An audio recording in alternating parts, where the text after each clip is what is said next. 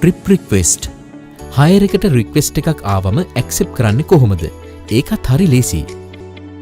ඔබ driver app එකට චාරිකාවක් ලැබෙන විට ට්‍රිප් ස්කෑනර් ස්ක්‍රීන් එක දිස්වේ.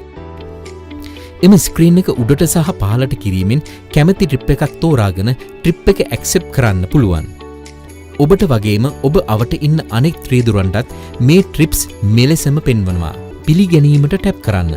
ලෙස ලැබෙන රික්වෙස්ට් කාඩ් එකේ ඕනෑම තැනක් ටැප් කරන්න.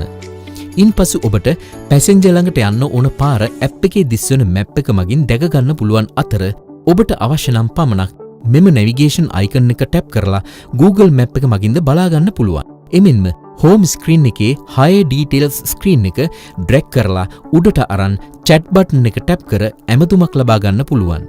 ඔබට පැසෙන්ජර් එනතුරු විනාඩි 10ක රැඳී සිටීමේ කාලයක් තියෙනවා.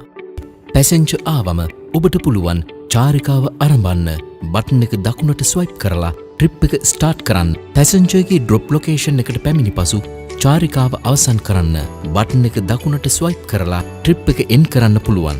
පැසෙන්ජර් ගෙවන්නේ කෑෂ් වලින් නම් එම තිරයේ අදාළ මුදල දිස්වේ. එම මුදල ලබාගෙන ඉදිරියට බටන් එක දකුණු පැත්තට ස්වයිප් කරන්න.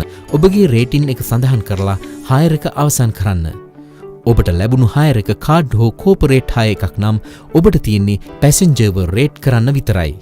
ඊට අදාළ මුදල පික් මී ඩ්‍රයිව් ඇප් එකේ ඉපැයීම වෙත බැරවෙනවා.